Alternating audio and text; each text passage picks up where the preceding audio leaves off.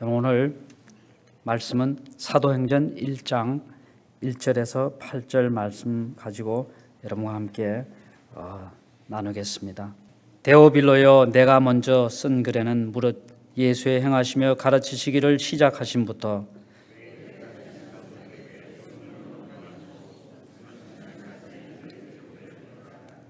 해받으신 후에 또한 저희에게 확실한 많은 증거로 친히 사심을 나타내사 40일 동안 저희에게 보이시며 하나님 나라의 일을 말씀하시니라. 사도와 같이 보이사 저희에게 분부하여 가라사대 예루살렘을 떠나지 말고 내게 들은 바 아버지 약속하신 것을 기다리라.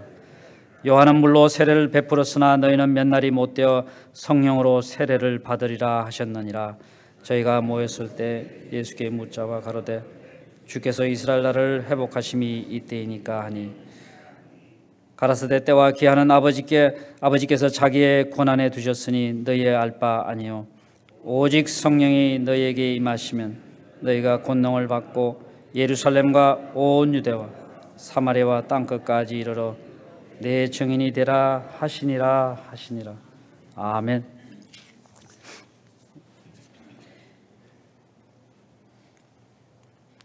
여러분, 제가 아는 어느 목사님 한 분이 저에게 이런 말씀을 하셨어요.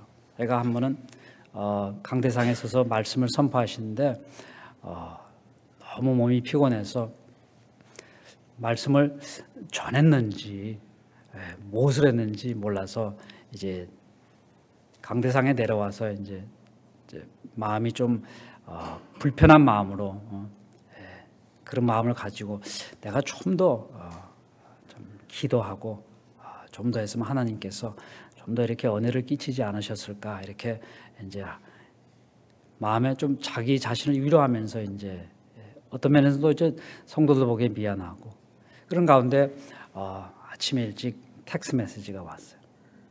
근데 그 텍스트 메시지에 이제 그 집사님 한 분이 은혜를 받았다고, 오늘도 하나님께서 목사님께서 그 말씀 속에서 나를 찡하게 하는 그런 말씀을 주셨다면서 은혜를 받았다고 이렇게 텍스트 메시지가 왔어요.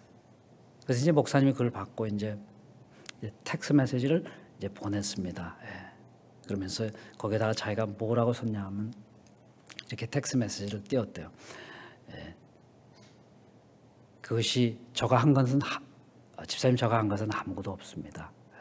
그렇지만 하나님께서 집사님의 그 중심을 보시고 그 사모하는 마음을 보시고 성령님께서 집사님의 마음을 어루만지신 거다.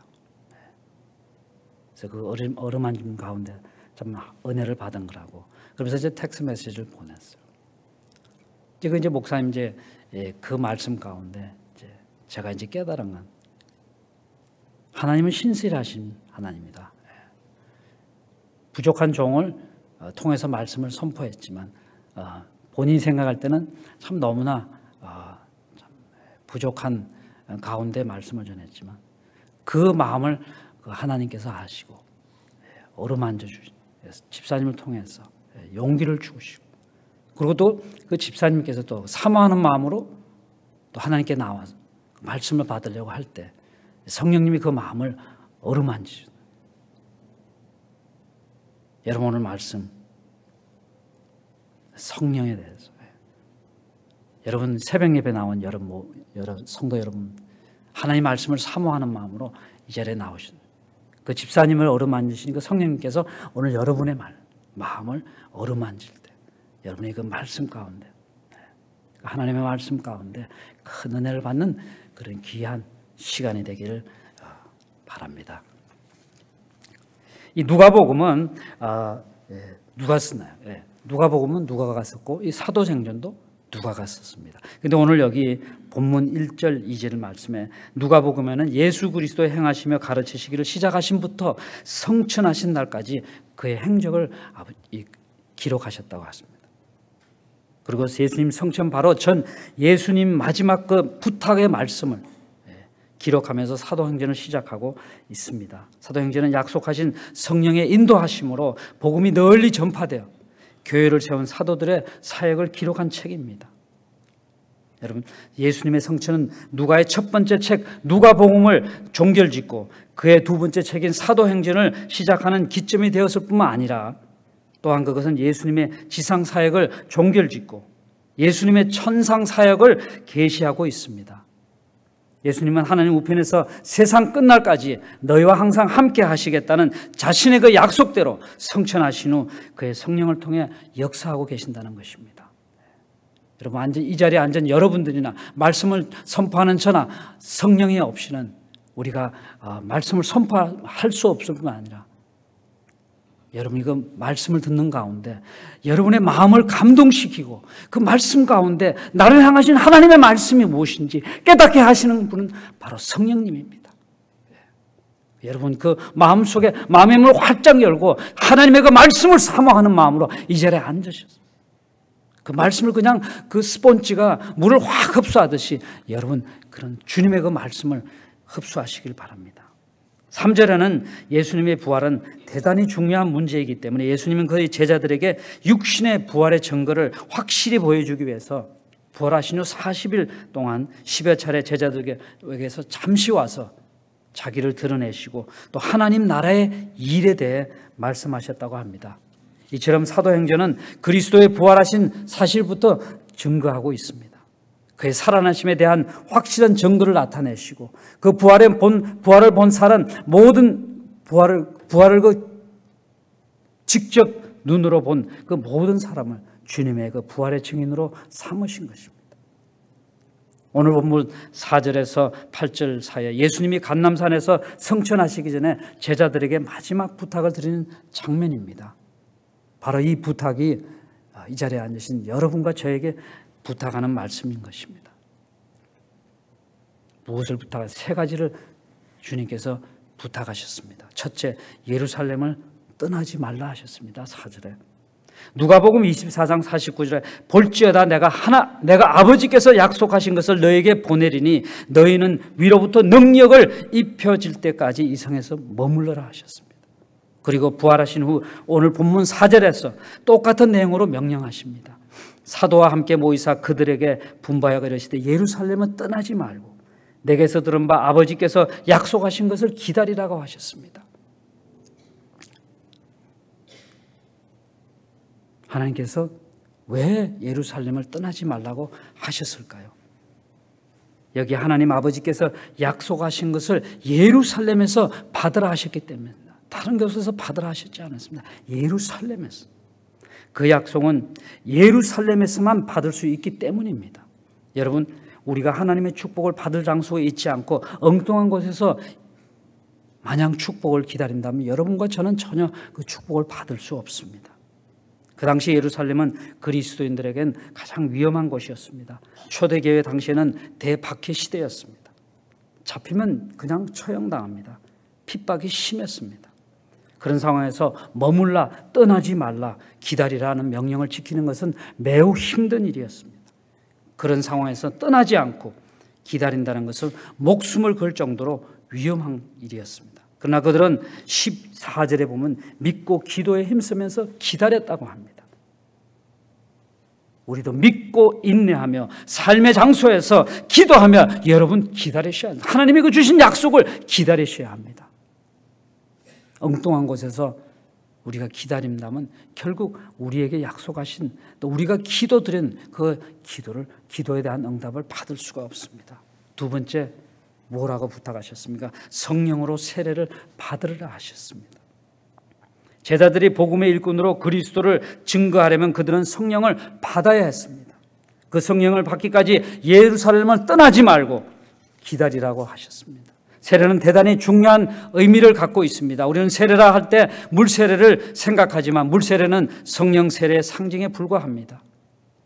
물세례는 회개의 고백에 지나지 않지만 성령 세례는 중생의 증거인 것입니다. 물세례는 주님의 명령에 하나님의 종들에게 주지만 성령의 세례는 주님께서 직접 주시는 것입니다. 우리도 우리에게 주어진 삶의 자리에서 성실하게 살면서 사모하는 마음으로 성령님을 기다릴 때 성령님이 임하신다는 것입니다.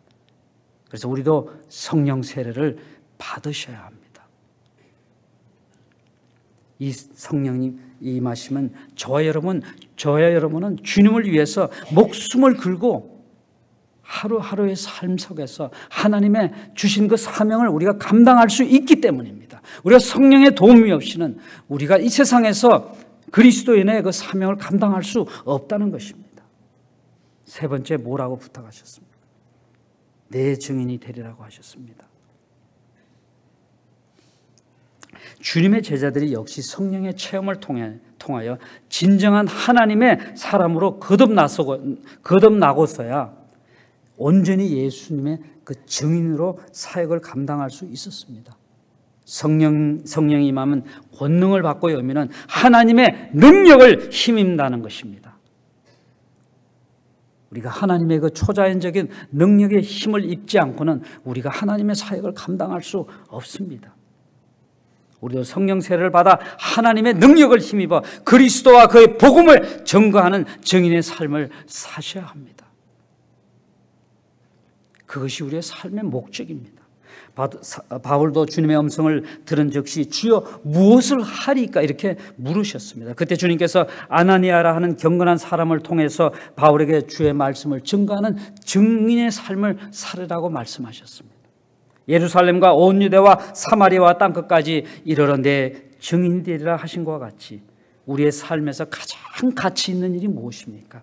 바로 주님의 증인이 되어 그의 복음을 가장 가까운 가정에서 믿지 않는 아내와 믿지 않는 남편에게, 믿지 않는 자녀들에게, 믿지 않는 부모들에게, 믿지 않는 형제들에게 전하면서 우리는 점차 멀리 복음을 전해나가야 합니다.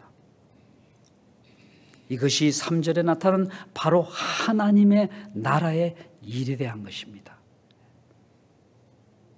주님께서 3절에 그렇게 말씀하시지 않았습니까? 제자들을 모아놓고 하나님 나라에 대한 일에 대해서 이야기해요. 그 하나님의 나라의 일이 바로 우리가 삶 가운데 하나님의 말씀을 전하면서 살아계신 예수 그리스도의 증인이 되는 그런 삶을 사는 것을 주님께서 저와 여러분에게 부탁하고 있는 것입니다. 그럼 우리는 성령님의 음성을 듣고 그분의 뜻을 분별하려고 애써야 합니다. 그리고 성령께서 그분의 뜻대로 우리 마음에 주시는 꿈과 소원을 따라가는 데 힘써야 합니다. 사랑하는 성도 여러분, 성령 세례의 약속은 모든 그리스도에게 약속하신 언약입니다. 축복입니다.